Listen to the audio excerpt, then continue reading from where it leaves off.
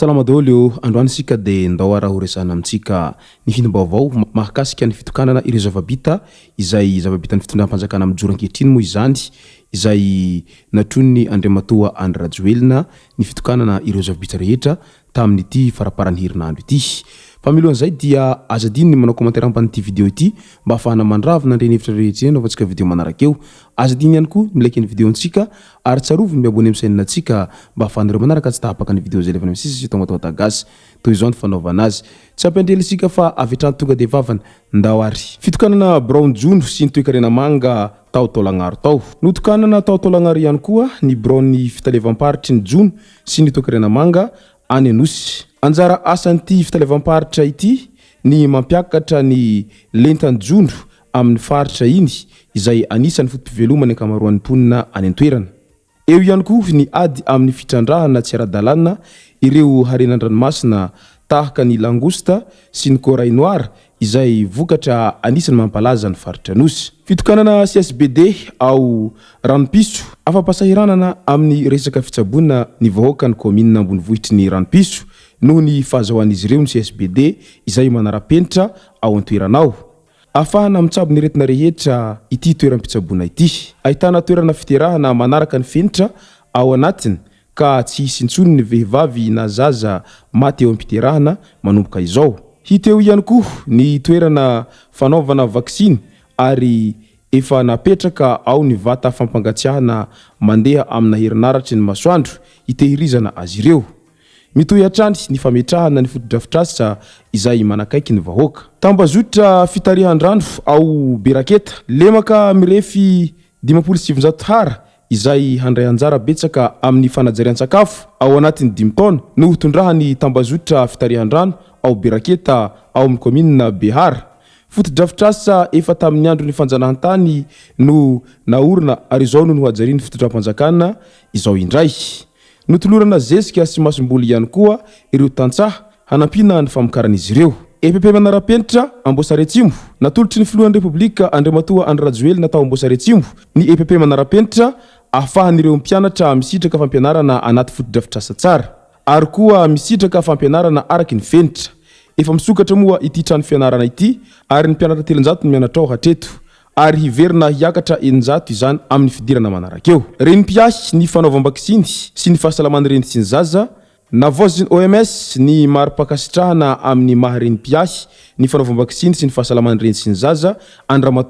Rajoelina. Ny fanentanana sy ny fanoloran-tena nasehon'ny Andry Rajoelina izay vadin'ny filohan'ny Repoblika dia fanohitra lehibe tamin'ny fampiakarana ny tahan'ny fanaovam-baksiny raha ho an'ny Madagasikara ny 5 taona farany teo. Izany no ambety nresaky ny ministry ny fahasalamam-bahoaka sy ireo miombonantoka tamin'ny fandraisam-pitenenan'izy ireo avy nandritra ny herinandro ny fanaovam-baksiny. Tsy ivona fa efa 9.700 izao ny taham-panaovam-baksiny raha ho an'ny Madagasikara raha 5.700 monja izany 3 taona lasa izay. Nanapibe izany nametrahan'ireo centre ami de la vaccination misy 9 manerana Anosy izay tantanana miaraka amin'ny fikambanana fitia izay tarihiny ho fanampin'ireo tompo-pahasalamana fototra. Naneho ny fahavononana hatrany ny vadin'ny filohan'ny Repoblika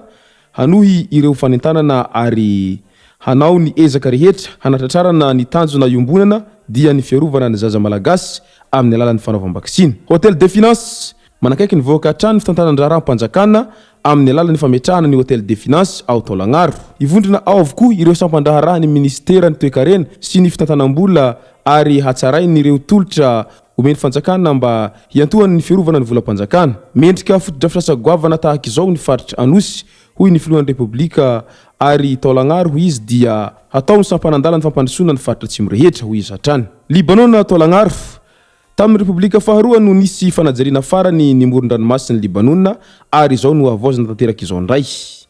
Fanamby napetraky ny filohan'ny Repoblika Andry Rajoelina ny hanajariana ity toeram-pitsangatsanganana ao Taolagnaro ity izay sady hanatsara endrika ny tanàna no handray anjara amin'ny fampiroboroboana ny fizahantany sy ny toekarena ho an'ny faritra. Manoloana ireo fotodrafitrasa rehetra izay notokanana tamin'ny faraparan'ny herinandro iny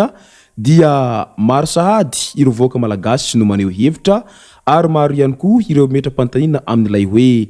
tena handroso tokoa ve i Madagasikara raha izao ny mitohy sa ahoana sa ve natao fotsiny ireo rehetra ireo nefa dia tsy hosakana hirosona amin'ny fahantrana lalina ihany hoy ny sasany fa raha ny fijerinay manokana dia raha mitohy izao fotodrafitrasa sy fanamboarana zavatra maro isan-karazany izao dia azo lazaina sy azo tsapain-tanana fa fototra iray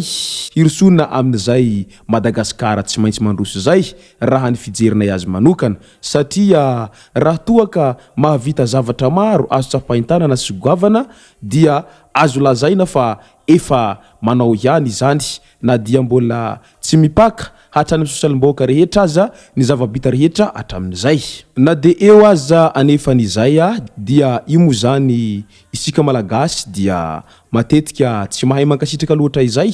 ary tsy mety miha afapo na dia efa manao aintso zavatra aza ireo rehetra manao an'izay mba hampandrosoana isika izay fa isika hoentina ndray aza indraindray no matetika miraviravy tanana ka rariny sitsiny raha toaka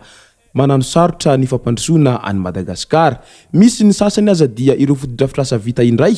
no minia sy mba iny sasany nefa reny Zava-Bita ireny raha toaka voakolokolo sy voakarakaratsika tsara dia mba zavatra hafa indray no handanina ny volam-panjakana amin'ny manarakeo fa tsy ireo efa vita foana no averina avaozina isan'andro vaky izao ka izay no antony ray lehibe isany tsy mampandroso isika malagasy sy ny Madagasikara raha toaka tokony efa hanao fotodrafitrasa ny mpitondra fanjakana dia lasa miverina manamboatra izay efa vita hatr'izay foana fehiny dia mila manova toe-tsaina isika malagasy raha toaka tena mangetaheta izay fandrosoana sy fivoarana izay fa raha ny toe-tsaintsika no tsy miova dia sarotra